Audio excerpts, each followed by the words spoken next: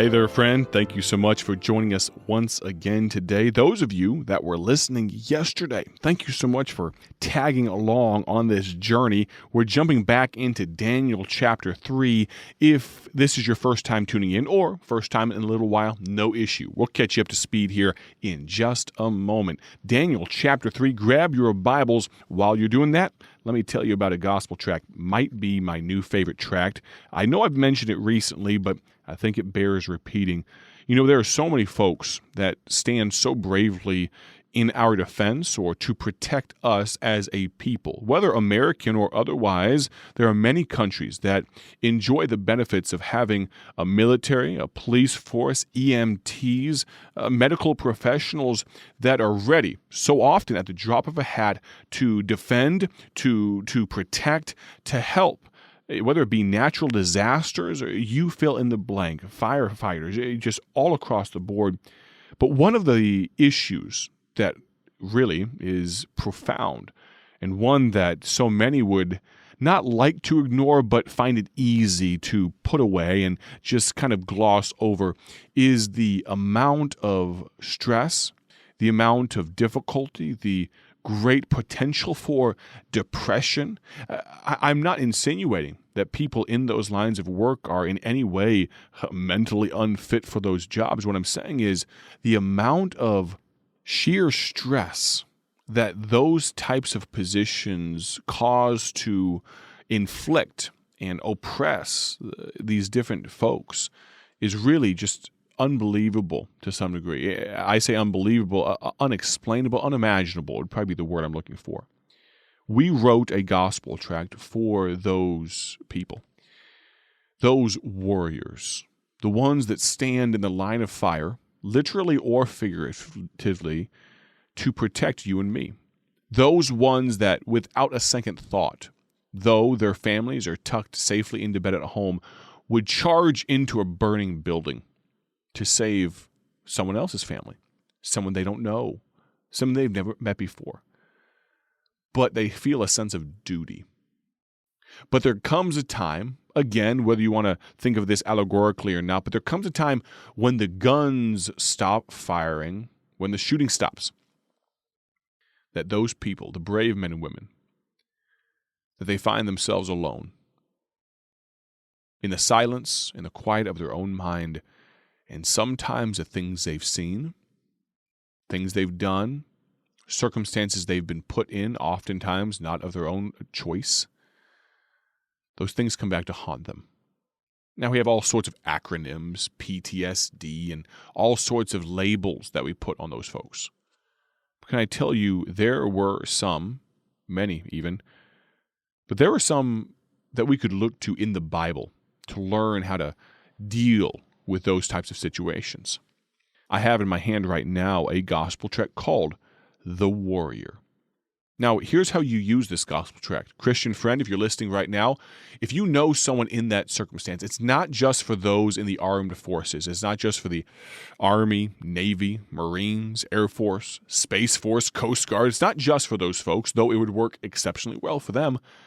It's also for those others I mentioned, law enforcement, LEOs, firefighters, EMTs, those folks that have dealt with some things outside of the norm. Here's how I would ask you to consider using this gospel tract.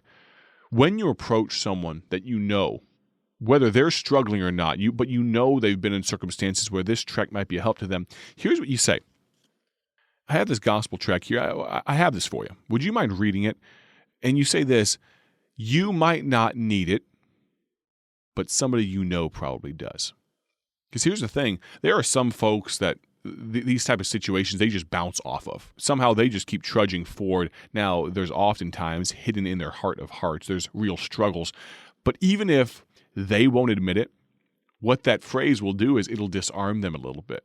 Hey, you might not need this, but you probably know someone that does. It puts the onus on them to find someone that maybe this could be a help to.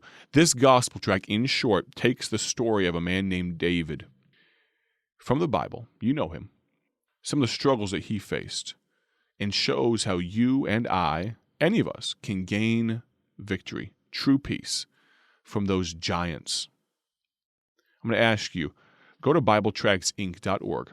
Use this gospel tract. I know I've spent a little while explaining it right now, but I think this gospel tract, 22 veterans a day commit suicide on average. Maybe this gospel tract could help bring that number down. Let's deliver the gospel of Jesus Christ. Let's offer true peace. Find your place in Daniel chapter 3. Daniel chapter 3. Yesterday, we talked about a king with a long name, Nebuchadnezzar. Nebuchadnezzar. Say that 5 times fast. This man, Nebuchadnezzar, had a massive edifice, a statue built 90 feet tall, out of gold, shimmering, imagine that, glimmering, just shining in the middle of a massive field. And all the peoples of the world, I would say all, the leaders of the world, the sheriffs, the counselors, the treasurers, the rulers, the princes, he had them all come together, and partially, I would guess, to prove their loyalty, he had all of them bow down. Some music was played. I don't know if it was a rock concert or what, but some music was played. They all had to bow down. Well, he's obviously identified himself as a narcissistic despot. What's narcissist? What does that mean? Someone who's selfishly, overly self-involved. That describes Nebuchadnezzar at this point. What's a despot? A tyrant, an oppressor, a king with absolute authority. Verses 1 through 6 of chapter 3, we identify Nebuchadnezzar that way. But then in verse 7, look at Daniel 3, verse 7, they're told if they don't fall down and worship, they will be killed in a burning fiery furnace. Verse 7, therefore, at that time, when all the people heard the sound of the cornet, flute, harp, sackbut, psaltery, and all kinds of music, that was the cue. All the people, the nations, and the languages fell down and worshiped the golden image that Nebuchadnezzar, the king, had set up.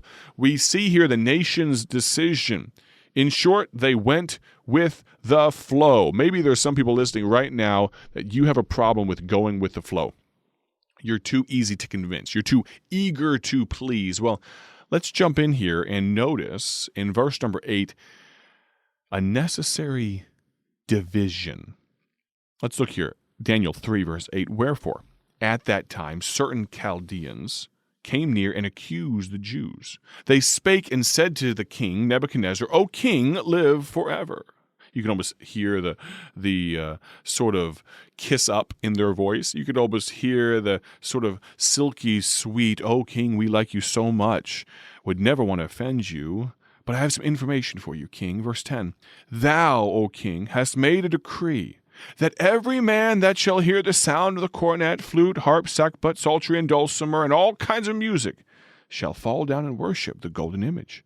And whoso falleth not down and worshipeth, that he should be cast into the midst of a burning fiery furnace. You can almost see the king lounging on his throne with a little wave of his hand. Yes, I know. The herald just said that. Continue. Verse 12. There are certain Jews, whom thou hast set over the affairs of the province of Babylon, Shadrach, Meshach, and Abednego. These men, O king, have not regarded thee. They serve not thy gods, nor worship the golden image which thou hast set up. Imagine that.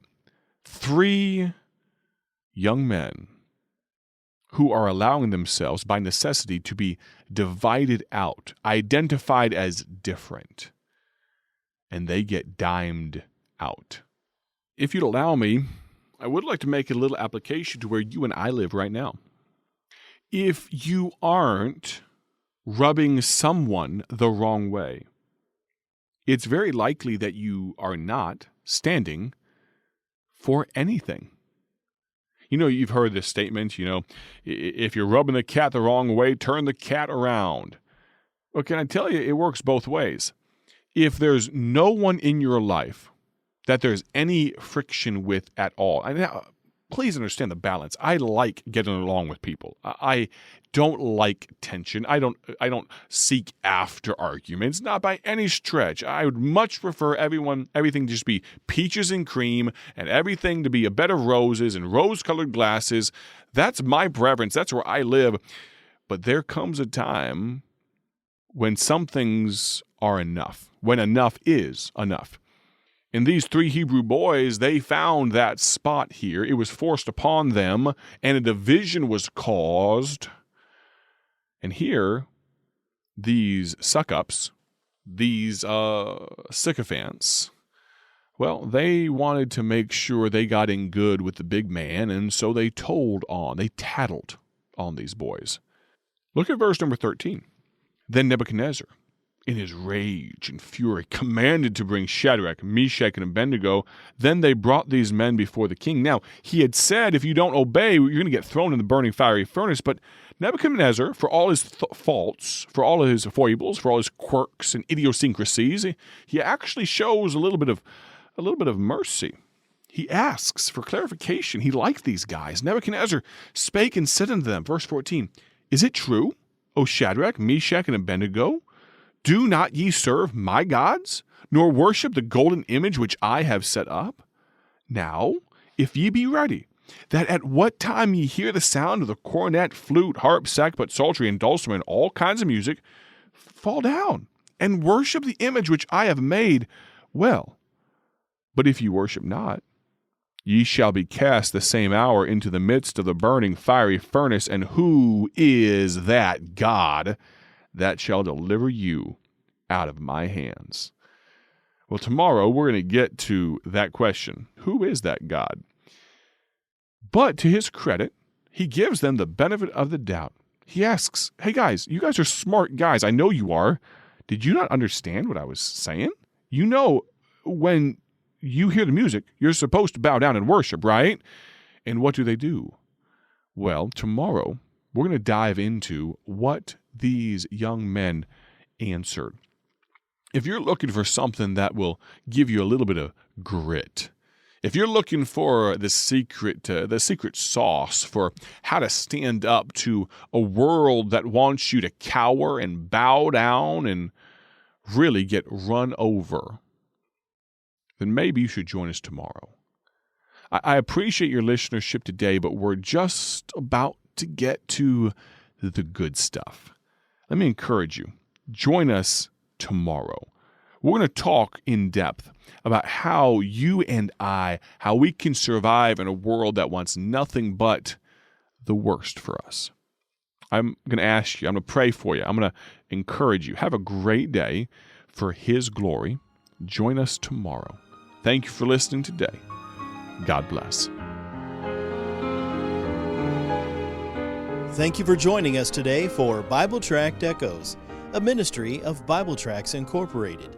If you would like to receive a free sample packet of all of our tracts, you can contact us by calling 309-828-6888. That's 309-828-6888. Our mailing address is P.O. Box 188, Bloomington, Illinois, 61702. A faster way to contact us is to go to our website at BibleTractsInc.org. That's BibleTractsInc.org. There you will find more information about our ministry and details on how you can support Bible Tracts Incorporated. Thanks for listening, and may the Lord richly bless you as you serve Him.